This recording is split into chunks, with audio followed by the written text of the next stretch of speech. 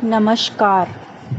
आज मैं आपको सुनाने जा रही हूँ अष्टावक्र गीता का प्रकरण 4 शुरू हो रहा है।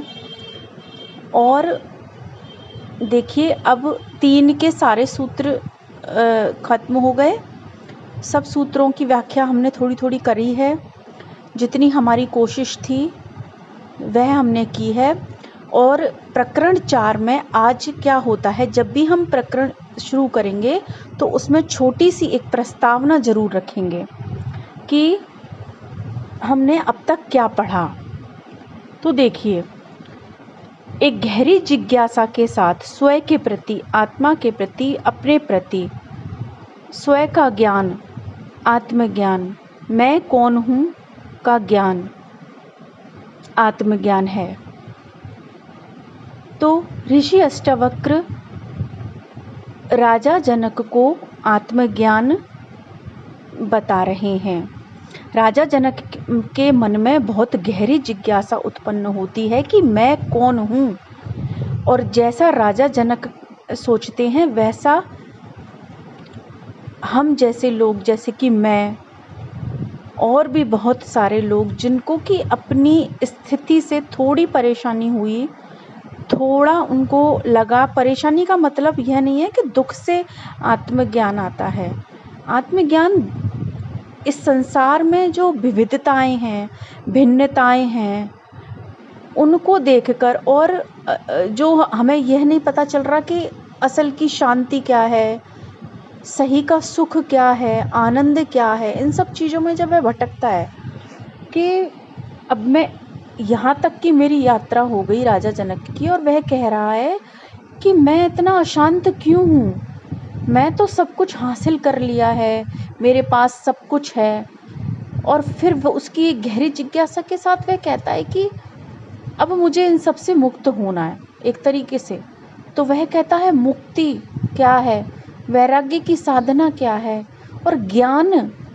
अब तक तो मैंने जो भारी ज्ञान, तो देखिए हम हमेशा, आपको पता है, एक देखिए बायोलॉजी ने इतनी तरक्की कर ली, फिजिक्स, बायोलॉजी, केमिस्ट्री, ये सारी चीज़ें, इन्होंने भौतिक विज्ञान, पदार्थों की इतनी ज़्यादा तरक्की की है ना। और यह विज्ञान भी एक तरीके से उसी का ज्ञान है ना।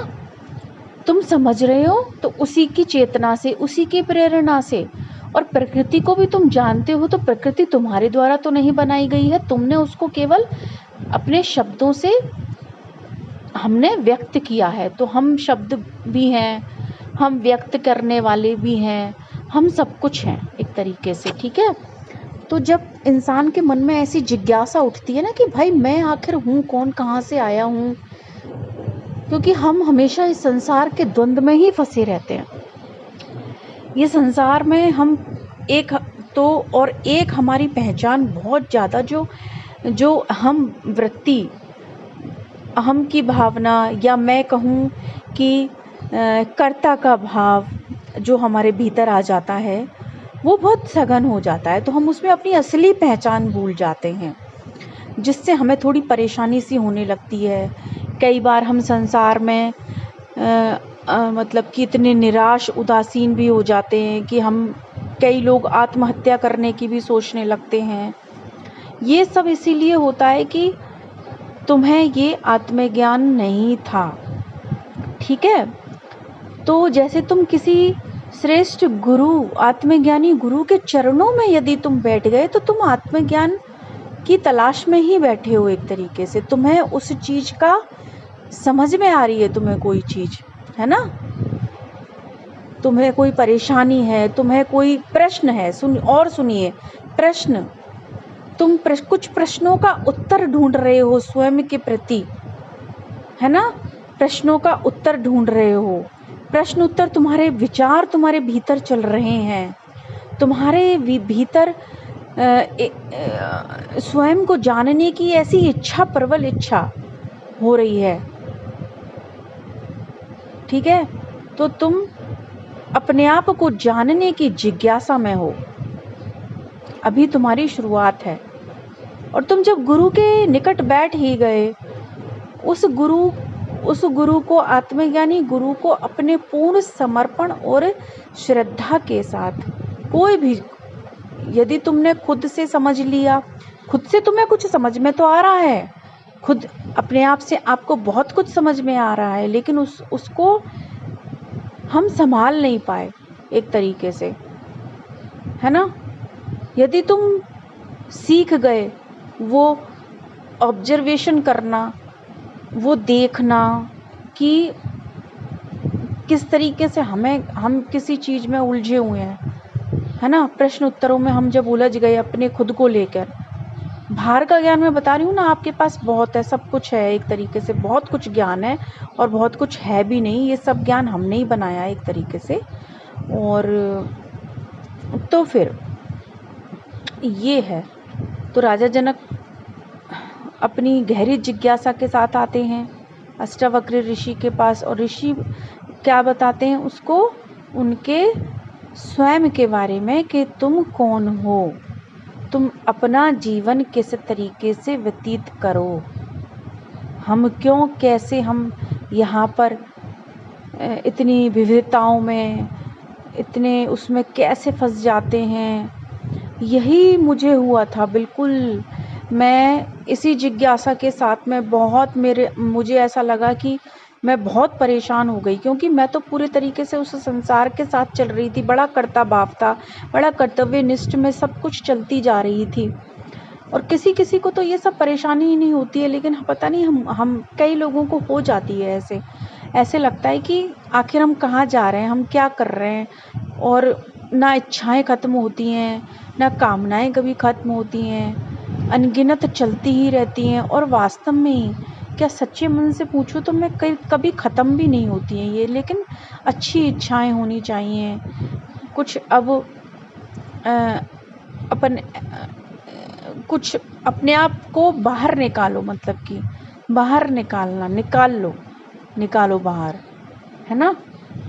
मुक्त होने का मतलब है अपने आप को बाहर निकाल लो किसी चीज से जहां तुम फंसे हुए हो, जहां तुम सोच रहे हो कि बंधन है। जब प्रश्नकर्ता खत्म हो जाएगा ना, तब तुम्हें आत्मज्ञान होता है। जब तुम्हारे पास सब प्रश्नों का उत्तर आ जाता है, जब तुम लगता है कि अब क्या उत्तर है, अब क्या प्रश्न है, यहाँ तो सब कुछ एक मौन में समाप्ति हो रही है उसकी ना। जब तो अब प्रकरण 4 चल रहा है। अब प्रकरण 4 में क्या चल रहा है कि राजा जनक कह रहे हैं कि